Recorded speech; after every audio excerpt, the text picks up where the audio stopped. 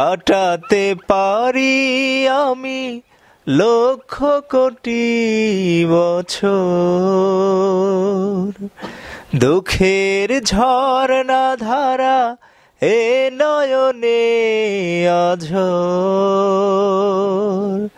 কাটাতে পারি আমি লক্ষ কোটি বছর, দুঃখের ঝর্ণা ধারা হে নয়নে অঝোর। আসসালামু আলাইকুম ওয়া রাহমাতুল্লাহ।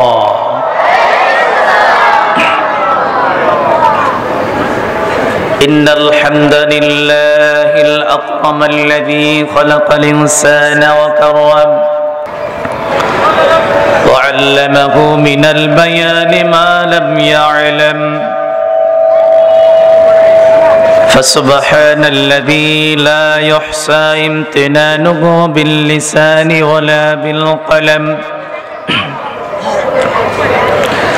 ونشهد أن لا إله إلا الله وحده لا شريك له، وسندنا وحبيبنا مولانا محمدا عبده ورسوله الذي أرسله بالحق بشيرا ونذيرا وداعيا إلى الله بإذنه وسراجا وقمرا منيرا.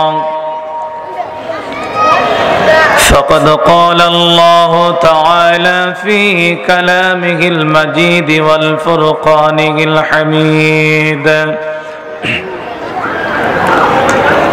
أعوذ بالله من الشيطان الرجيم. بسم الله الرحمن الرحيم. يا أيها الذين آمنوا اتقوا الله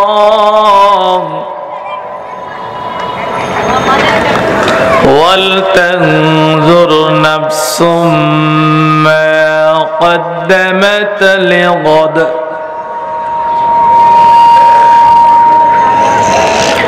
واتقوا الله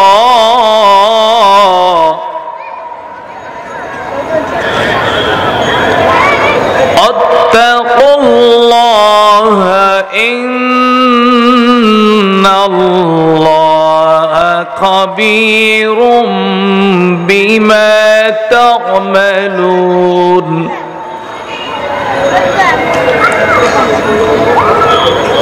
قال رسول الله صلى الله عليه وسلم: ذاك طعم الإيمان من رضي بالله ربا وبالإسلام دينا وبمحمد رسولا. إن الله وملائكته يصلون على النبي يا أيها الذين آمنوا صلوا عليه وسلموا تسليما. اللهم صل على محمد وعلى آل محمد كما صليت على إبراهيم وعلى آل إبراهيم إنك حميد مجيد. اللهم بارك على محمد وعلى آل محمد كما باركت على إبراهيم وعلى آل إبراهيم إنك حميد مجيد আমরা পড়তে পারি না জি এটা পড়ি আমরা জি দৈনিক আমল হয় জি তাহলে সবাই পড়ি اللهم صل على محمد وعلى آل محمد كما صليت على إبراهيم وعلى آل إبراهيم إنك حميد مجيد اللهم بارك على محمد وعلى آل محمد كما باركت على إبراهيم وعلى آل إبراهيم إنك حميد مجيد আবার পড়েন জোরে اللهم صل على محمد وعلى آل محمد كما صليت على إبراهيم وعلى آل إبراهيم إنك حميد مجيد بلغ العلا بكماله كشف الدجى بجماله حسنت جميع خصاله صلوا عليه وآله بلغ العلا بكماله كشف الدجى بجماله حسنت جميع خصاله صلوا عليه وآله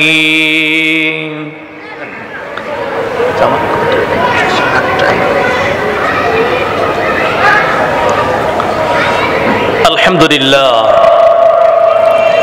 الحمد لله رب العالمين الحمد لله حمدا كثيرا طيبا مباركا فيه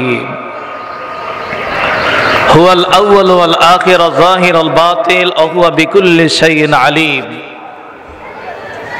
قالوا سبحانك لا علم لنا إلا ما علمتنا إنك أنت العليم الحكيم ربي زدني علما ربي زدني علما মহান রব্বুল আলামিনের দরবারে শুকর আদায় করি যে আল্লাহ সুবহানাহু ওয়া তাআলা আজ আল্লাহ তাআলার জমিনের উপরে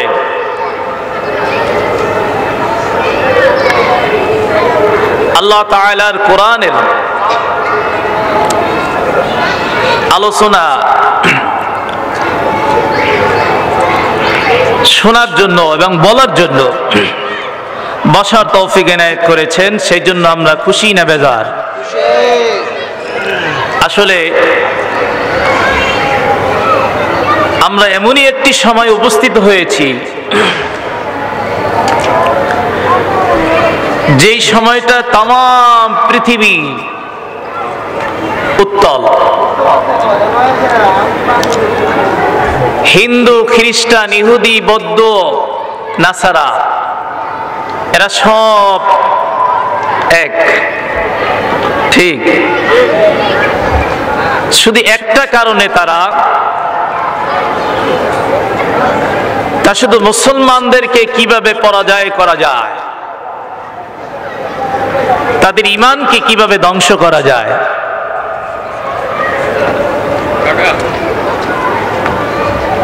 আল্লাহ সুবহানাহু ওয়া তাআলা এই জমিনের উপরে কিচ্ছু ছিলেন না। আল্লাহ তাআলা জমিনের উপরে তার ইচ্ছা স্বাধীন মতো অসংখ্য অগণিত আম্বিয়া আলাইহিস সালামদেরকে পাঠাইলেন, ঠিক? মানুষ কারণ হলো একটাই, এই জমিন হলো আল্লাহর। জমিন কার? আল্লাহর। এই জমিন হলো আল্লাহর, আর এই জমিনে আল্লাহ রাব্বুল আলামিনের ইবাদত করবে আল্লাহ তাআলার বান্দা। ঠিক ঠিক না ব্যাটিং করেন? আল্লাহ রাব্বুল আলামিন মানুষ সৃষ্টি করলেন ইল্লা লিয়াবুদুন, ইবাদত ছাড়া অন্য কোনো কারণে সৃষ্টি করেন নাই। সুবহানাল্লাহ বলবো না? কিন্তু বান্দা ব্যর্থ, একদল পক্ষ নিয়েছে শয়তানের, ঠিক না ব্যাটিক? আর এক দল আছে আল্লাহর, ঠিক না? ঠিক এই জন্য এই সময়টা দুনিয়াবি সকল কাজকর্ম থেকে বেছে বেছে বাচ্চা বাচ্চা সুন্দর করে আল্লাহ রাব্বুল আলামিন দিনের আলোচনার ভিতরে বসা, এটা আল্লাহ যদি তার জিম্মায় খাস কুদরত দ্বারা আল্লাহ হেফাজত না করে বসা সম্ভব নয়।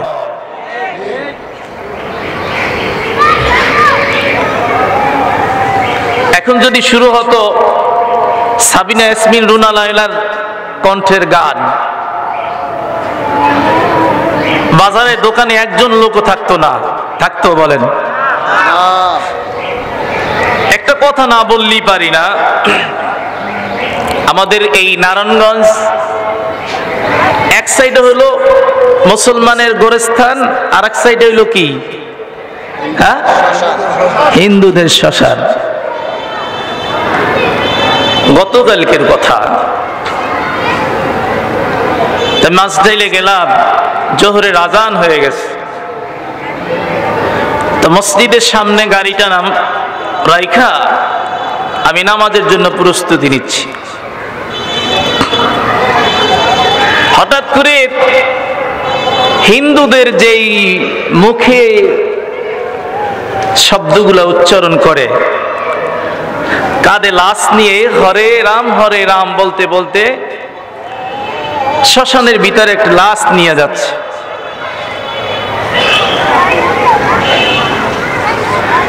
আর আমরা মুসলমান গোরস্থানের কাছে যে বিশাল মসজিদ, মসজিদের ভিতরে আমরা ঢুকলাম জোহরের নামাজ পড়ার জন্য।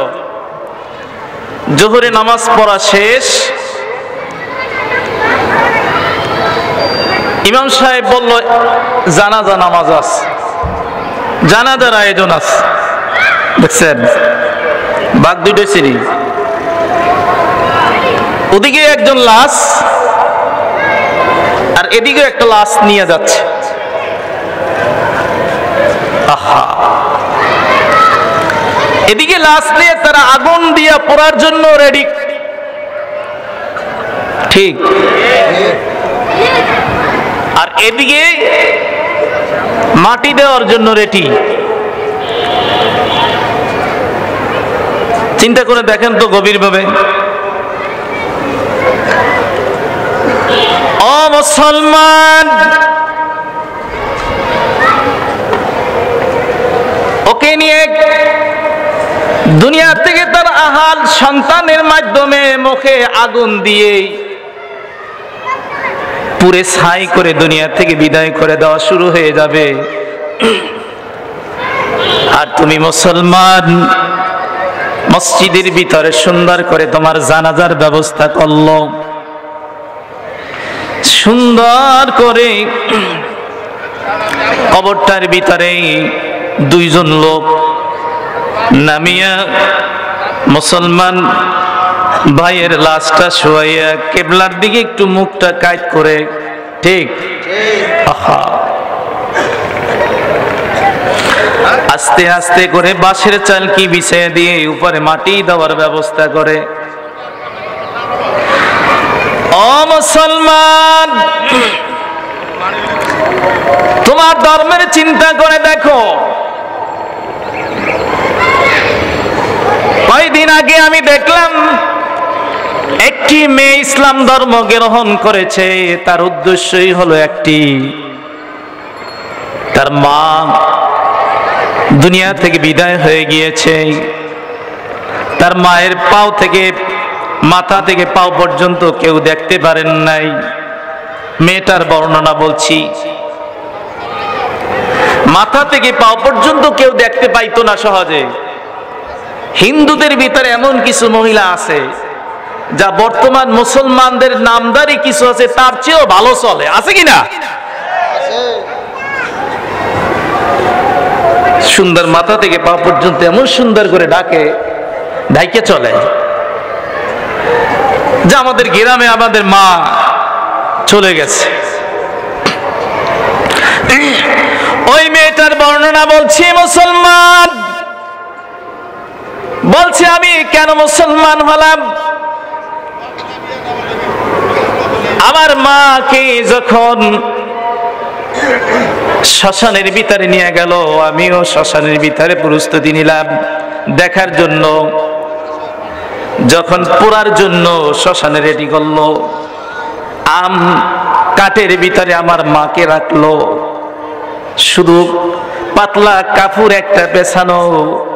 যখনই আগুন ধরিয়ে দিল মায়ের মুখে, আমার মায়ের শরীরের কাপড়টা পুড়ে গেল। আমি সহ্য করতে পারলাম না। আমি ওই মায়ের পেটের ভিতরে ছিলাম, আমার মাকে কেউ দেখতে সহজে পান নাই, কিন্তু কিভাবে মুখে আগুন দিল, পোশাকটা পুইরা যাচ্ছে আগুনে, আমার মায়ের শরীরগুলা অন্য মানুষে দেখতে পাচ্ছে। এটা কোনো ধর্মের সংস্কৃতি হতে পারে না। আমার মায়ের সমস্ত শরীরটা যখন পড়তে পড়তে রক্তান দিয়ে উঠলো, চতুর্দিক থেকেই আঘাত করা শুরু করে দিল, পিটানো শুরু করে দিল। আমি সহ্য করতে পারলাম না। এই অবস্থা দেখার সঙ্গে সঙ্গে আমি চলে আসলাম। আমি বললাম এটা কোনো ধর্মের সংস্কৃতি হতে পারে না। মুসলমান, আমি তার ইতিহাস পড়ে দেখলাম, কবরের কিনারে যখন মাকে নিয়ে যায়, মাকে যখন কবরের ভিতরে রাখে, আমি নিজেই তো জানি আমার মাকে আমি কবরের ভিতরে রাখছি। আমি নামেছি আদবের সহিত কবরের ভিতরে শোয়াইয়ে দেওয়া হয়, ঠিক আস্তে করে কাট করে দেওয়া হয়, কিবলা রোগ করে মাথার মুষ্টি পায়ের মুষ্টি খুলে দেওয়া হয়। আমরা দোয়া পড়ি বিসমিল্লাহি ওয়া আলা মিল্লাতি রাসূলিল্লাহ, পড়িনি? দেখেন এই দুইটা আমলের মধ্যে পার্থক্য আছে কিনা? আছে। কমন সেন্স দিয়ে চিন্তা করে দেখেন, আপনি মুসলমান, সম্মানিতা মা, তাকে কত শ্রদ্ধা আদর করে ভালোবেসে কেমনে আপনি কবরের ভিতরে শোয়াইয়া রাখলেন, এরপরে উপরে বাঁশ দিয়ে সুন্দর করে নিচে যেন মাটি না পড়ে মাকে শোয়াইয়া রাখলেন। শুধু এতটুকু আমল বোঝা এবং শোনার কারণে ওই মেয়েটা মুসলমান হয়ে গেলেন। আসতে বললেন তো সুবহানাল্লাহ। এটা খুশির সংবাদ না? তোমাদের ধর্মের প্রতি আমাদের কোনো আক্রোশ নাই, যেমনে করো তা করতে থাকো, কিন্তু মুসলমান, তুমি তো মুসলমান হওয়া সত্ত্বেও কেন তোমাদের ভিতরে আমাদের ভিতরে মুসলমানের সংস্কৃতি পরিপূর্ণতা আসতেছে না? আল্লাহকে চিনি না, আল্লাহর রসুলকে চিনি না, আল্লাহর কোরআনকে ঠিকভাবে চিনি না। ঠিক না বে ঠিক? বলেন, জোরে বলেন, ঠিক না বে ঠিক? এটার নাম কি? জোরে বলেন, সবাই বলেন, কোরআন।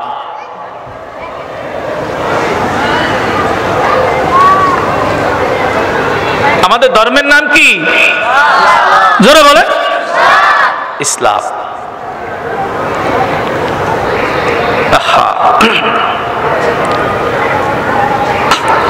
একটু একটু দেল দিয়ে খেয়াল করলেই স্মরণ আসবে, যেই ঘরে কোনো জিনিস নাই ওই ঘরে চোর ডাকাত ঢুকবে? জোরে বলেন। যেই ঘরে কোনো স্বর্ণ নাই, টাকা নাই, অন্য অন্য দ্রব্য জিনিস নাই, ওই ঘরে চোর ডাকাইতের কোনো টার্গেট থাকবে? জোরে বলেন, জোরে বলেন, থাকবে না। আর যেই ঘরে স্বর্ণ আছে, চোর আছে, ওই ঘরের ভিতরে চোরের দৃষ্টিও আছে। ঠিক না ম্যাডি? যেই ঘরে স্বর্ণ অর্থ সম্পদ আছে, ওটার দিকে চোরের দৃষ্টিও থাকবে। ও মুসলমান, আদম আলাইহিস সালাম থেকে শেষ নবী মুহাম্মদুর রাসূলুল্লাহ সাল্লাল্লাহু আলাইহি ওয়াসাল্লাম পর্যন্ত, এরপরে আজ পর্যন্ত যত মুসলমান জমিনের উপরে আছে, আল্লাহ রাব্বুল আলামিনের কাছে এই মুসলমানের দাম বেশি। ঠিক না ঠিক বলেন? ইসলাম ধর্মের আল্লাহর কাছে দাম বেশি, কারণ হলো তিনি মনোনীত করছি ইসলাম ধর্ম। ঠিক না ঠিক? এই জন্য এই বাংলার জমিনে ও মুসলমান, তোমাদের ভিতরে স্বর্ণ আছে, তোমাদের ভিতরে দামি জিনিস আছে। এই জন্য নাস্তিক মোরতাদ চোরগুলা মুসলমানদের দিকে টার্গেট। জোরে বলেন ঠিক না ঠিক? নাস্তিক এই মোরতাদ গুলা মুসলমানের দিকে টার্গেট, কারণ তার ভিতরে কি আছে? হ্যাঁ, স্বর্ণ আছে, এর দাম বেশি।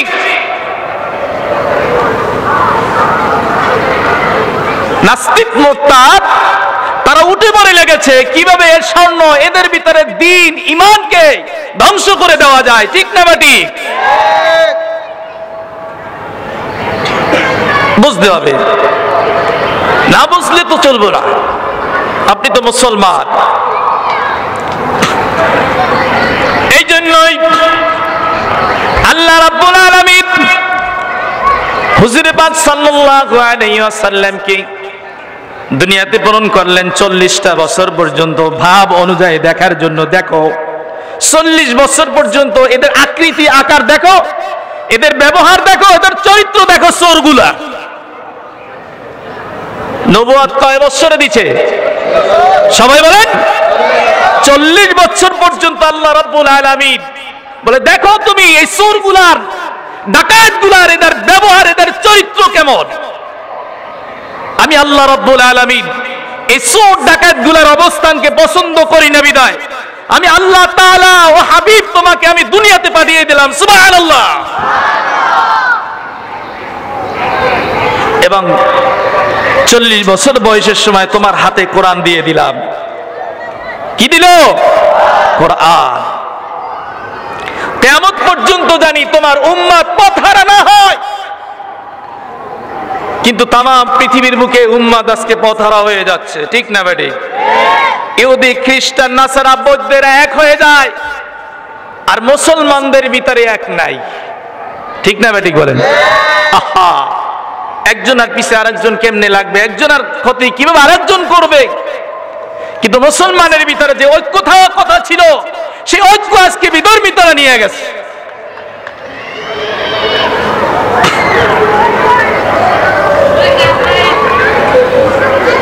এই জন্যই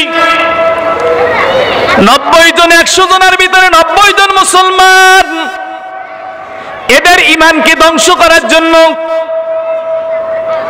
নামদারি মুসলমান এরা নাস্তিক হয়ে লতিফে কাযাব, তাসলিমা নাসরিন, ঠিক না ঠিক বলেন, নামদারি মুসলমান হয়ে ইসলাম ধর্ম কোরআনের বিরোধী, বিপক্ষে, মক্কা মদিনার বিপক্ষে কথা বলেছে। ওদের এই জমিনের বিচারে বেঁচে আছো কোরআন এবং আল্লাহর রসুলের জন্য। আল্লাহ রসুলকে যদি এই জমিনে না পাঠাইতেন কিছুই পাইতে না, কিছু খাইতে পাইতে না। ঠিক না বেটাই বলেন?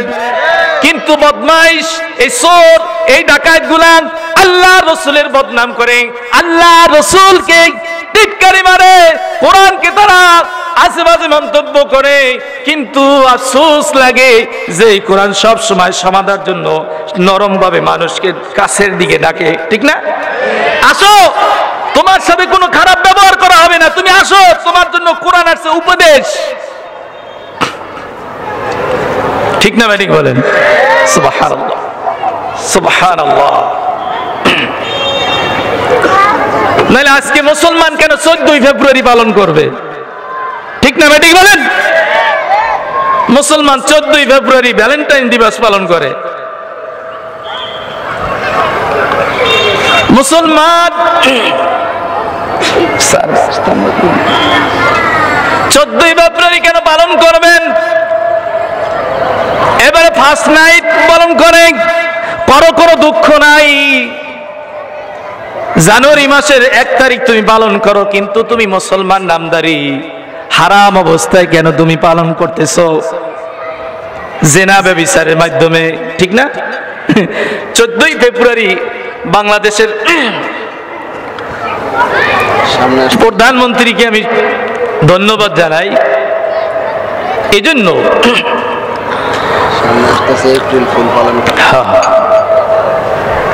এই 14 ফেব্রুয়ারি প্রশাসন নিয়োগ করে দিছে গার্ডেনে যাই দেয় কি বাঘ বাকুম জোড়ায় বসে রয়েছে এক একটা গাছের কিনারে। অনেক 2 জন, আপনি চিন্তা করেন, এই একটা খাম, ওই একটা খাম, এই খামের গোড়ায় 2 জন মেয়ে আর ছেলে, ওই খামের গোড়ায় মেয়ে আর ছেলে, এভাবে যদি পড়ে একজনের প্রতি আরেকজন কোনো দৃষ্টিই নেই, যেটা একমাত্র পশুকেও মানায় না। পশুর ভিতরে আদব আছে, ঠিক না বেঠিক? পশুর ভিতরে একটা নিয়ম কানুন আছে। আর এমন ছাগল, এমন গরু, এমন বোকা, এতটুকু হায়া নাই। একটা মেয়ে আর ছেলে এক কিভাবে প্রকাশ্যে তারপরে জিনা করে একজনের সাথে আরেকজনের কাছে বসে। ওদের নাম কি? মুসলমান। তা প্রশাসন কি করছে? যাইয়া 2টারে ধরছে, 2টা করে জোরে ধইরা কান ধইরা উঠেছে আর বসাইছে, একজনের 500 টাকা, আর একজনকে 1000, 10,000, 20,000 এভাবে করে জরিমানা করে গার্জিয়ান এনে তারপরে তাদের হাতে তুলে দিয়েছে। ধন্যবাদ দেওয়া লাগে না? লাগে কিনা বলুন? আসলে তো মুসলমানের কাজ এটা না, ঠিক না বেঠিক বলেন? দুরূদ শরীফ পড়ি, আল্লাহুম্মা, জোরে।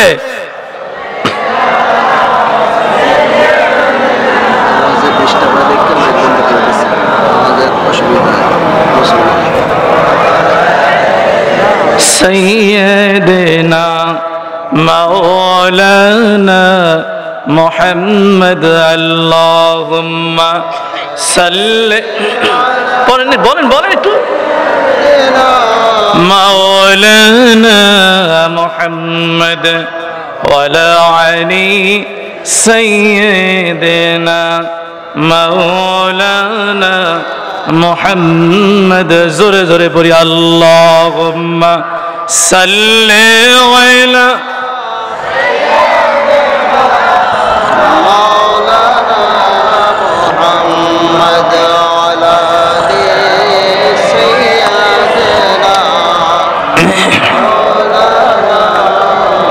মুহাম্মদ। জিকির করি, লা ইলাহা ইল্লাল্লাহ, জোরে বলি, লা ইলাহা বলি, লা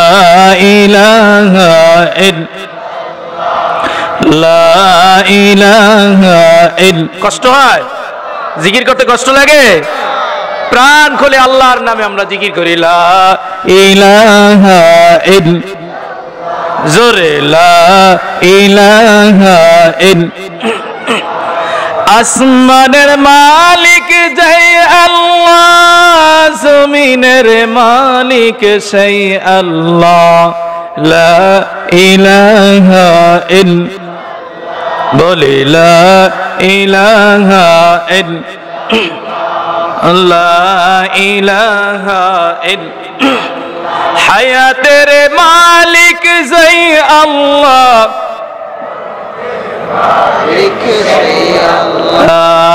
লা ইলাহা জোরে, লা ইলাহা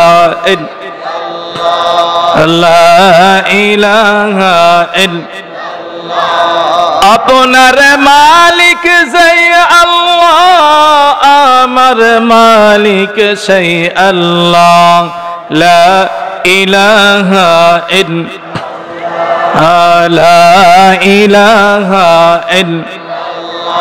লা ইলাহা ইল্লাল্লাহ মুহাম্মাদুর রাসূলুল্লাহ।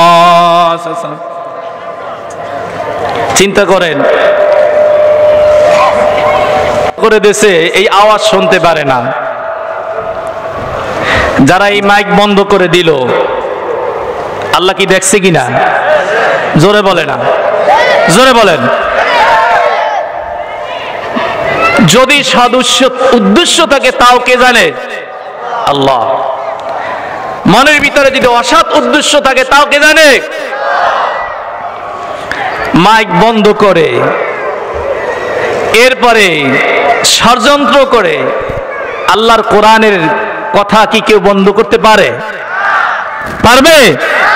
পারবে না। যদি পারতো তাহলে মক্কা থেকেই বন্ধ করে দিত, আপনার ঘর পর্যন্ত কোরআনের দাওয়াত পৌঁছতো না। ঠিক না ঠিক? আসসালামু আলাইকুম। পৌঁছতো না। বলতে চেয়েছিলাম কি, মানুষ 14 ফেব্রুয়ারি মুসলমান পালন করে। 14 ফেব্রুয়ারি কি মুসলমানের জন্য জরুরি? একদিন কেন আমাদের ভালোবাসা থাকবে? আমাদের ভালোবাসা তো প্রত্যেক দিন। ঠিক না বেটি বলেন? সন্তান মা বাবাকে ভালোবাসবে প্রত্যেক দিন, স্বামী স্ত্রীকে, স্ত্রী স্বামীকে ভালোবাসবে প্রত্যেক দিন। ঠিক না বেটি বলেন? একদিন ভালোবাসা দিবস পালন করে সারাটা জমিন গজবের সমতুল্য, গজবের মূলতন্ত্র বানিয়ে দেওয়াটা, এটা ইসলাম কখনো সমর্থন করে না। ঠিক না বেটি?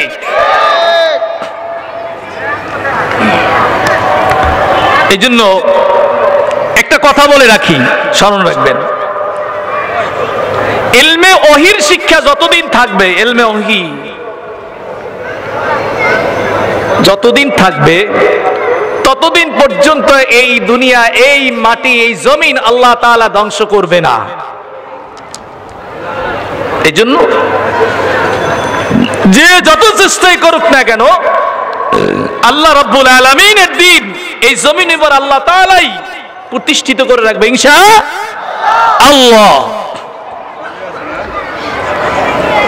যাই হোক, যে আয়াত আমি আপনাদের সামনে তেলাওয়াত করেছিলাম, যে হাদিস আয়াত তেলাওয়াত করেছিলাম, ইয়া আইয়ুহাল্লাযীনা আমানুত্তাকুল্লাহ, হে ঈমানদারগণ, হে মুমিন, যে আমি আল্লাহর উপরে বিশ্বাস করেছো, সে আমি আল্লাহকে ভয় করো। বিশ্বাস করছো, আল্লাহকে ভয় করো। তানজুর নাফসুম মা কদ্দামাত লিগাদ,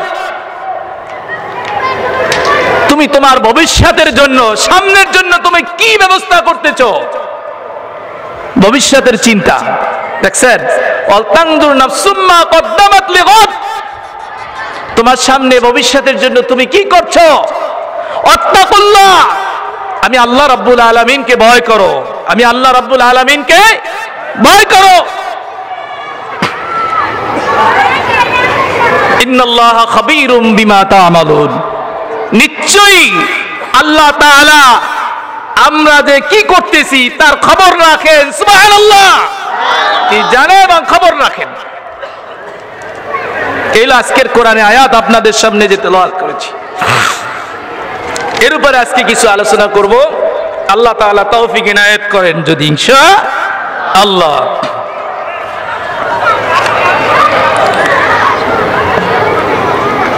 নবীরা এই শিক্ষাটাই দিয়ে গিয়েছেন, তোমরা আল্লাহকে, আল্লাহর উপর ঈমান আনো এবং আল্লাহকে ভয় করো।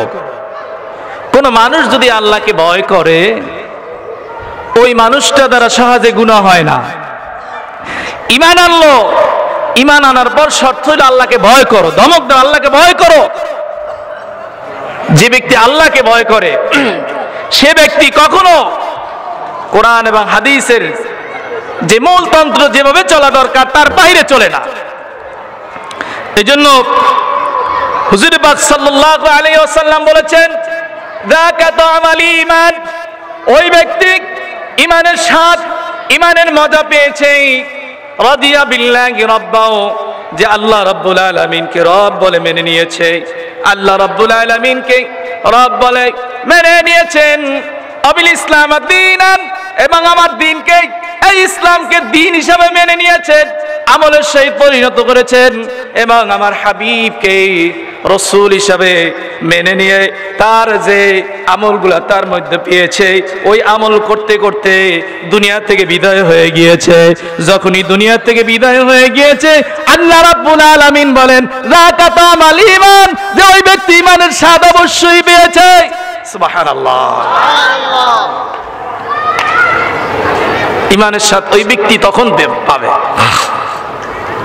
এই জন্য এই ঈমানের পরীক্ষার জন্য নবীরাও অনেক কষ্ট সাধনা করেছে, ঠিক না বেটি? নবীরা অনেক কষ্ট সাধনা করেছে ঈমানের জন্য, ঈমানকে টিকিয়ে রাখার জন্য। আদম আলাইহিস সালাম সেও জমিনের উপরে নবী হিসেবে তার মুখে ছিল লা ইলাহা ইল্লাল্লাহ। নূহ আলাইহিস সালাম পর্যন্ত প্রত্যেকের মুখে ছিল লা ইলাহা ইল্লাল্লাহ, এক আল্লাহ ছাড়া কোনো মাবুদ নাই। আমরা যে পর্যন্ত বসলাম, আমরা মুসলমান, আমাদের মুখ থেকে জবানে আমরা পড়ে নিব লা ইলাহা ইল্লাল্লাহ, এক আল্লাহ ছাড়া কোনো মাবুদ নাই। কিয়ামতের ময়দান যেদিন শুরু হয়ে যাবে, ওই দিন আল্লাহ রাব্বুল আলামিন বলবেন যে আমার উপর ঈমান এনেছো এবং নবীদের অনুসরণ করে আমল করেছো, আমার পক্ষ নিয়েছো, আমি আল্লাহ রাব্বুল আলামিন তাদেরকে বেহেশতের ব্যবস্থা করে দিলাম। দুইটা পক্ষ রয়েছে সব অবস্থায়, সব আল্লাহ তাআলা দেখিয়ে দিয়েছেন কে হালাল কে হারাম, কে সত্য কে মিথ্যা, কে সৎ পথে আছে কে অসৎ পথে আছে, কে আল্লাহ রাব্বুল আলামিনকে ভয় করে কে করে না, আল্লাহ তাআলা সব সুন্দর করে দেখিয়ে দিয়েছে। আমি আজকে জুমায় আপনাদেরকে একটু স্মরণ করিয়ে দিয়েছিলাম যে ইউসুফ আলাইহিস সালামকে আল্লাহ তাআলা কেমন পছন্দ করেছেন। বিদায় আল্লাহ তাআলা ইউসুফ আলাইহিস সালামের নামের উপরে পুরো একটা তার ইতিহাস হিস্ট্রির উপরে শুধু একটা সূরা নাযিল করেছে। সুবহানাল্লাহ। কারণ কি জানেন? ইউসুফ আলাইহিস সালামের ভিতরে ছিল আল্লাহর ভয় এবং তাকওয়া, দুটোটা। ইউসুফ আলাইহিস সালামের ব্যাপারে আল্লাহ কোরআনে সূরা ইউসুফে কি বলছেন? ইয ক্বালা ইউসুফ লিআবি ইয়া আবাতি ইন্নী রাআইতু আহাদা আশারা। ইউসুফ আলাইহিস সালাম এক মায়ের পেটে দুইজন হয়েছিলেন, আর 10 জন হয়েছিলেন ভাই এক মায়ের পেটে। জানেন না? আল্লাহ আল্লাহ, দেখছেন কেমনে দুইটা ভাগ হয়ে যায়। ইউসুফ আলাইহিস সালাম স্বপ্নে দেখলেন, কি দেখছেন? আহাদা আশারা কাওকাব, আশ-শামসু ওয়াল কমার। তার বাবার সাথে বলে, আব্বা আমি তো স্বপ্নে দেখলাম। কি স্বপ্নে দেখছো? স্বপ্নে দেখলাম আমাকে 10টা আকাশের তারকা আমাকে সিজদা করতেছে। সুবহানাল্লাহ বলবেন না? এবং এর সাথে চন্দ্র আর সূর্য সাথে আছে। তো ইউসুফ আলাইহিস সালামের বাবার নাম কি? হ্যাঁ জানেন না? ইয়াকুব আলাইহিস সালাম। সে তো নবী, সে জানে যে এর অর্থ কি হতে পারে। বলছে, বাবা তুমি এই কথাটা কার কাছে বলো না, তুমি আমার কাছে বলছো, তুমি ধৈর্য ধরো, তুমি আমল করতে থাকো। সুবহানাল্লাহ। যখনই বাবার সাথে এই পরামর্শ করছিলেন, ঘরের পাশে বসে অন্য ভাইরা শুনছেন, কিরে এমনি তো দেখি তার একটু বেশি ভালোবাসে, বেশি আদর করে, আবার স্বপ্নে দেখছেন, স্বপ্নের ব্যাখ্যা দিয়ে দেন, অন্য ভাইদের কাছে বলতে নিষেধ করেন, এর কারণটা কি? না, এটা তো মেনে নেওয়া যায় না। আল্লাহ রাব্বুল আলামিনের পক্ষ থেকে আল্লাহ আল্লাহ আল্লাহ আল্লাহ আল্লাহ ইয়াকুব আলাইহিস সালামকে আল্লাহ তাআলা এমন এক পরিস্থিতি তৈরি করে দিলেন যে তোমার একটা বিশাল পরীক্ষা সামনে, তুমি প্রস্তুত হয়ে যাও।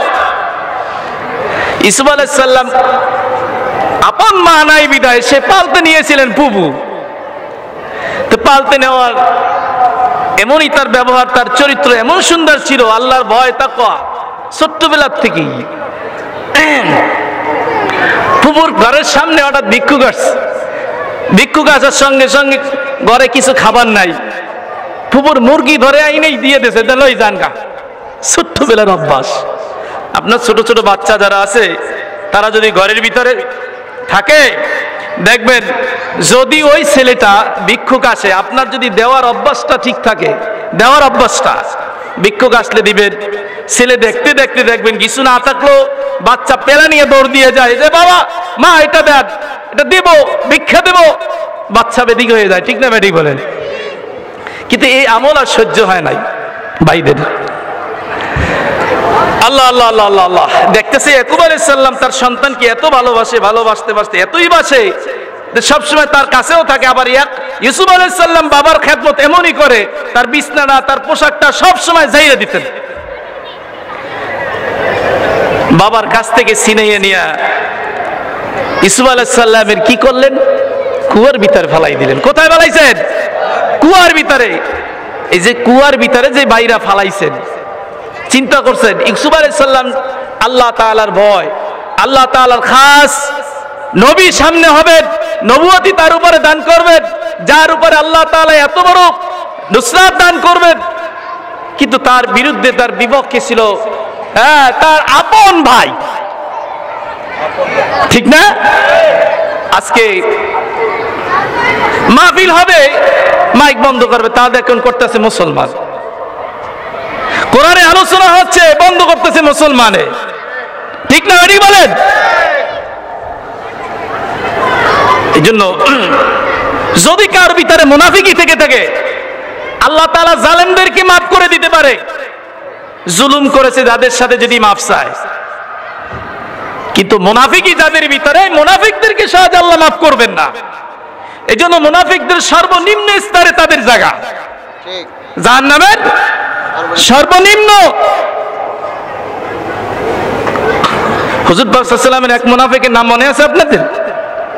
আব্দুল্লাহ ইবনে কি ওবাই, তার সন্তানের নাম আব্দুল্লাহ। মুনাফিক দুনিয়া থেকে বিদায় হয়ে গেল। হুজুর পাক সাল্লাল্লাহু আলাইহি ওয়াসাল্লাম তো মুনাফিক তো চিনছেন, শুধু চিনছেনই না, কিছু মুনাফিকের তালিকা হুযায়ফা রাদিয়াল্লাহু তাআলা আনহুর হাতেও দিয়ে দিয়েছিলেন। তা আব্দুল্লাহ বাবা যখন ওই মুনাফিক সে মারা গেল, তাকে গোসল টোসল দিয়ে আতর গোলাপ সাদা পোশাক পরাইয়া, কাপনে কাপন পরাইয়া হুজুর পাক সাল্লাল্লাহু আলাইহি ওয়াসাল্লামের কাছে আব্দুল্লাহ গেলেন। আব্দুল্লাহ, হুজুর আমার বাবা তো মুনাফিক, কিন্তু আপনার পিছনে নামাজ পড়ছে, আপনার পিছনে নামাজ পড়ছে, আপনি যদি আমার বাবার জানাজা দেন হয়তো আল্লাহ তাআলা মাফ করতে পারে, হয়তো আল্লাহ তাআলা মাফ করতে পারে। আর সন্তান আব্দুল্লাহ হলো হুজুর পাক সাল্লাল্লাহু আলাইহি ওয়াসাল্লামের পাগল, বাবার পাগল না, কিন্তু মনের আবেগে হুজুর পাক সাল্লাল্লাহু আলাইহি ওয়াসাল্লামের কাছে দাবি করেছেন, হুজুর যদি আমার বাবাকে জানাজা দেন, আমার বাবা তো মুনাফিক, আপনার পিছনে নামাজ পড়েছে, আল্লাহ তো মাফ করে দিতে পারে। হুজুরে জানাজা পড়লেন।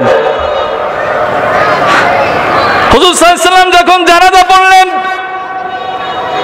শেষ হওয়ার সঙ্গে সঙ্গে জিবরাইল এসে উপস্থিত হয়ে গেল। ইয়া রাসূলুল্লাহ, আপনি মুনাফিকের জানাজা পড়েছেন, আপনি মুনাফিকের জানাজা পড়েছেন, আপনি আর কখনো মুনাফিকের জানাজাও পড়বেন না, আর মুনাফিকের কবরও জিয়ারত করবেন না। দেখছেন, মুনাফিকের কবরও জিয়ারত করবেন না, মুনাফিকের জানাজাও পড়বেন না।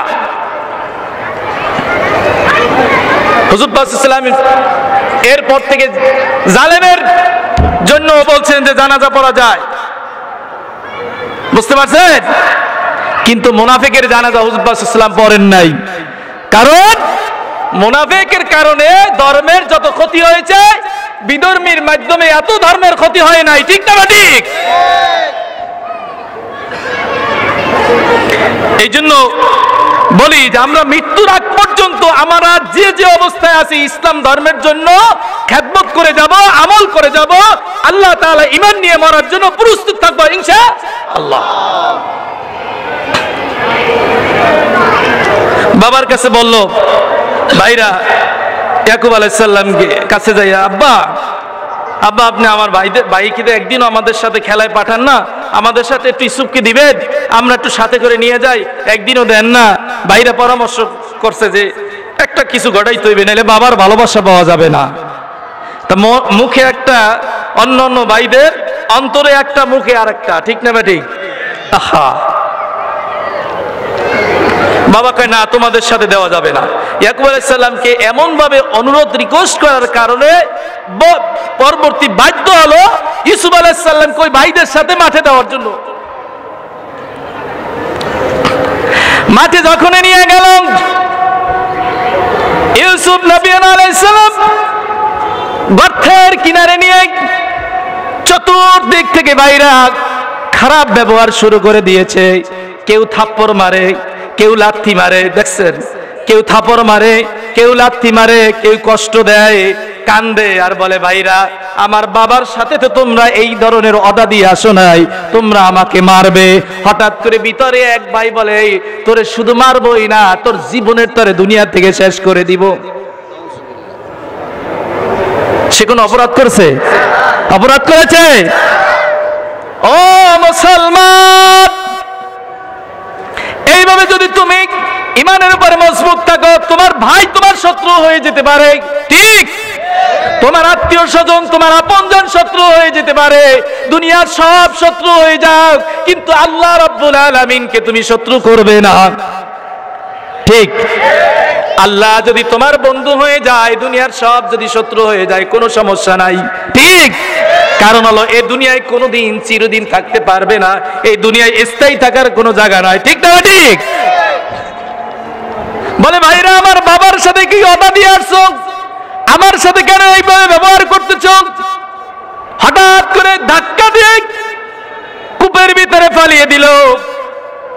কূপের ভিতর থেকে ডাক দিয়ে বলে আমার আব্বা তো ঠিক থাকতে পারবে না, আমার আব্বাই কষ্ট সহ্য করতে পারবে না, আমাকে কেন এই কূপের ভিতরে ফালাইলে? ভাইরা ও ভাই, তোরা যদি পারো আমাকে তাড়াতাড়ি করে আমার বাবার কাছে নিয়ে যা, আমার বাবা অন্ধ হয়ে যাবে, পাগল হয়ে যাবে, তাড়াতাড়ি করে আমাকে বাবার কাছে নিয়ে যা, তোদের কাছে আমি কোনোদিন ভাই বলো পরিচয় দিব না, তোদেরকে আমি ভাইও বলবো না, কোনো সমস্যা নেই। কার কথা কে শুনে? আল্লাহ তাআলা এই কুয়া থেকে উঠাইয়া কোথায় এনেছেন? হ্যাঁ, রাজা বানিয়েছে। সুবহানাল্লাহ, কি বানাইছেন? রাজা বানিয়েছেন।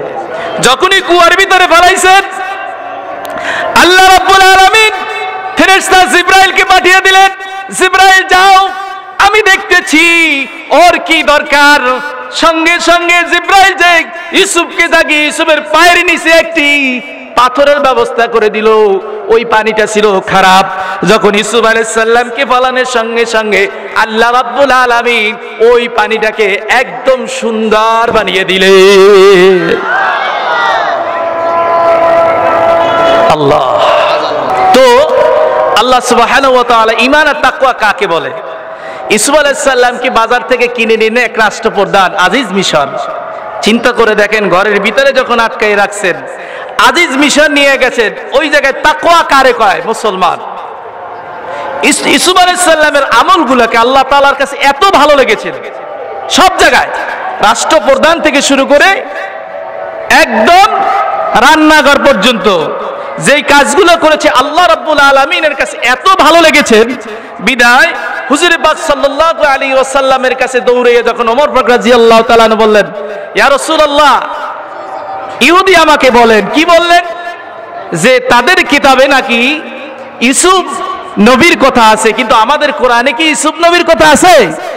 আল্লাহ রাব্বুল আলামিন সঙ্গে সঙ্গে ফেরেশতা জিবরাইলকে পাঠিয়ে দিয়ে ইউসুফ আলাইহিস সালামের সকল ইতিহাস, সকল সমস্যা এত সুন্দর করে উঠিয়ে দিলেন যে কিয়ামত পর্যন্ত প্রত্যেক মুমিন বান্দা ইউসুফ আলাইহিস সালামের মাধ্যমে শরিয়াত এবং কি জিনিস, আমল কি জিনিস, তাকওয়া কি জিনিস, ঈমান কি জিনিস, তার টার্নিং দিয়ে দিলেন। সুবহানাল্লাহ।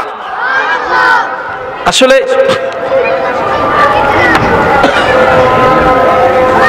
এইজন্য ঈমান এমন একটা জিনিস, আর ঈমান এমন একটা সম্পদ, যতক্ষণ পর্যন্ত আপনার আমার এটা ভিতরে মজবুত হয়ে থাকবে, অতক্ষণ পর্যন্ত আমাদের কোনো সমস্যা হবে না।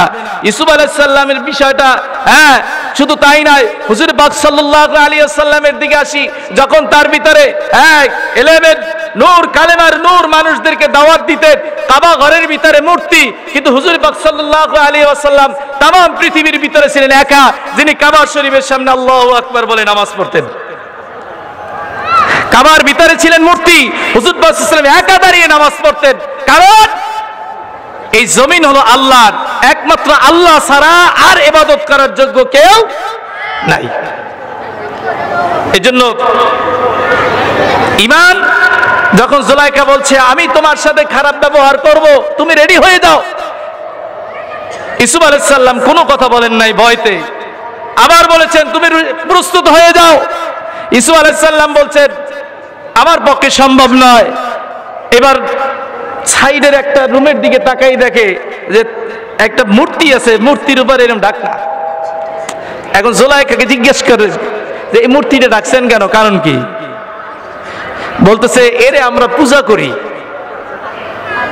তা আমরা যদি এই জায়গায় বসে এই কাজ করি, তা মূর্তিতে দেখলে কি হইব? লজ্জা না? মূর্তিতে দেখলে নাকি লজ্জা? ঈমান কারে কয়?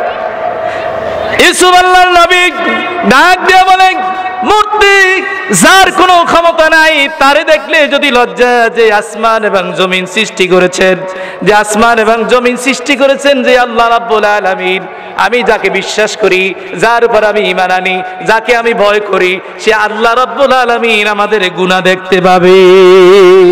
বিধা আমি এই গুনাহ করতে রাজি না। ঈমান কেমনে শিখিয়েছে?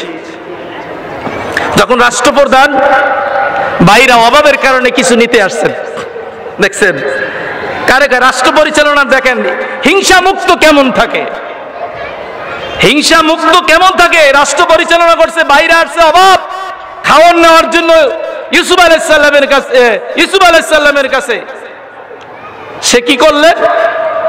আস্তে খাওয়ান দিয়ে দিলেন।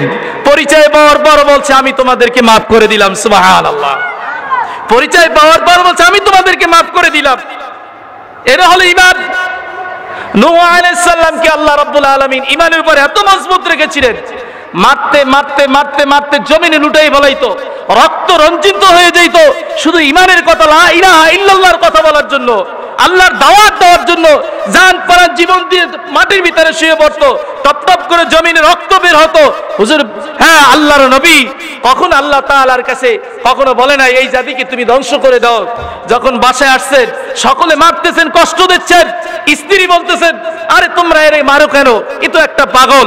এবার আর আল্লাহর নবী ঠিক থাকতে পারলো না যে আমি দিনের দাওয়াত দেই, সকল মানুষ আমাকে যা বলুক, আমাকে মারে, আমাকে কষ্ট দেয়, কিন্তু আমার স্ত্রী যখন আমাকে বলেছেন তুমি বের একটা পাগল, এর মারো কেন, এর মারার দরকার নাই, এ তো এমনি পাগল, তখন আল্লাহর নবী আর সহ্য করতে পারে নাই।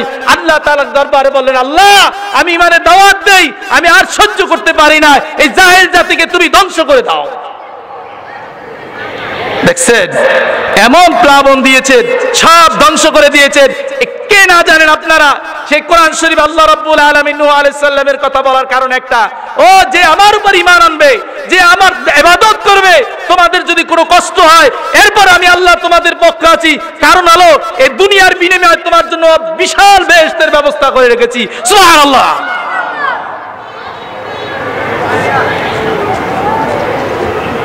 এজন্য মুসলমানদের ভিতরে এই জিনিসটা আসে না, নাইলে মুসলমান আর এক মুসলমান কেন একজনকে মারে? যদি সে ঈমান পায়, সে যদি মুত্তাকি হয়, আল্লাহর ভয় যদি তার ভিতরে থাকে, তাইলে এভাবে কষ্ট দিতে পারে না। ঠিক না ঠিক বলেন? এজন্য আল্লাহ রাব্বুল আলামিনকে আমরা ভয় করি।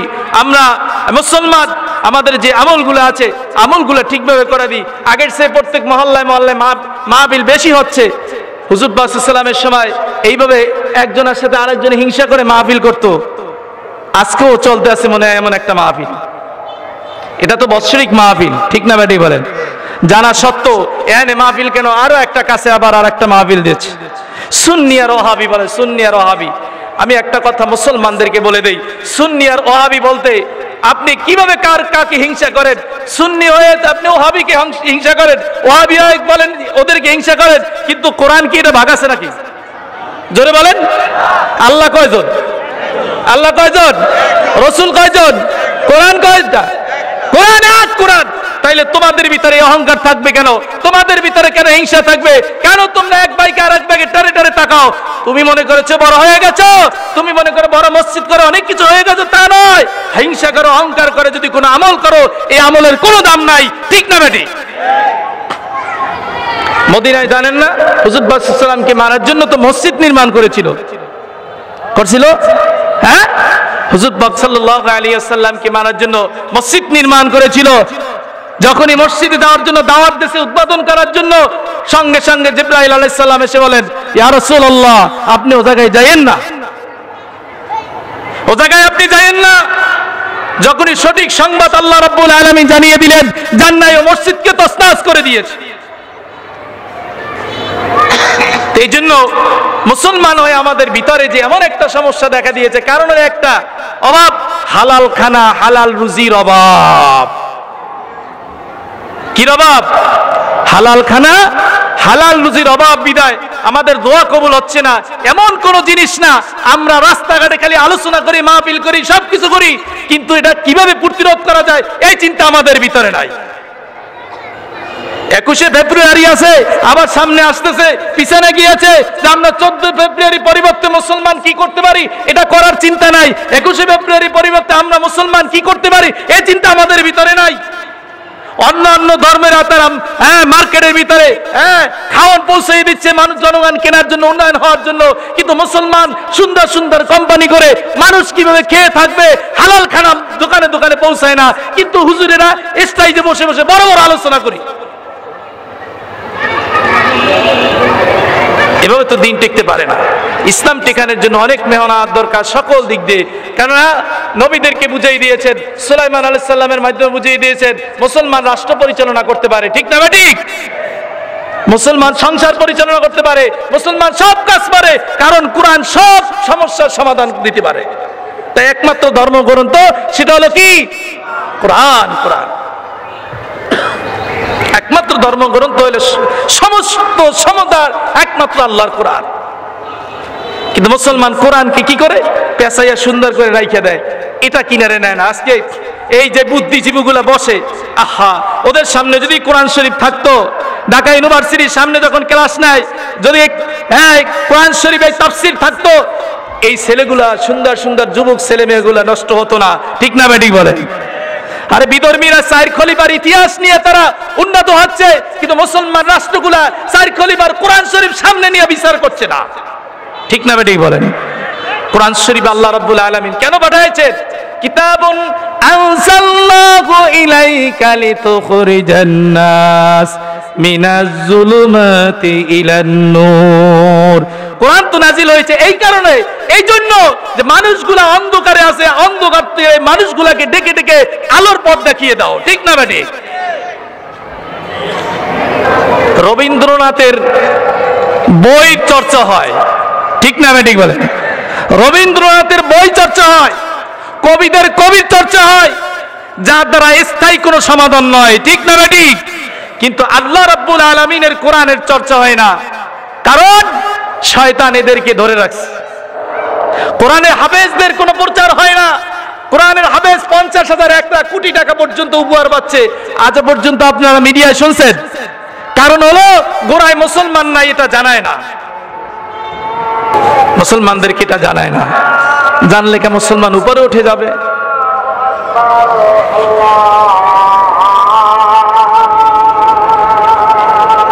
আল্লাহ আল্লাহ আল্লাহ। প্রত্যেকটা মা বোন যদি কোরআন শরীফ তেলাওয়াত করে, আপনার আমার সন্তানগুলোকে যদি ইমানের তালকিন করেন, কোরআনের দাওয়াত দেন, আশা করি ইনশাআল্লাহ আপনার ঘরের ভিতরে আলো থাকবে, এই সন্তানগুলো আপনার কথা শুনবে। আমি আজকে যেভাবে বলার ইচ্ছা ছিল সেভাবে পারলাম না, কারণ হলো একটাই, যে আসলে যে মানুষ প্রস্তুতি নিয়ে কিভাবে তার বিরোধী করে, কোরআনের বিপক্ষে থাকে। এই জন্য প্রত্যেকটা ঘরে ঘরে সবই অনুরোধ যে প্রত্যেকটা ঘরে ঘরে কোরআন চালু করে দেন, কোরআনের দাওয়াত দেন, ইমানের দাওয়াত দেন ইনশাআল্লাহ। আখির দাওয়ানা আনিল হামদুলিল্লাহি রাব্বিল আলামিন। আসসালামু আলাইকুম ওয়া রাহমাতুল্লাহি ওয়া বারাকাতুহু।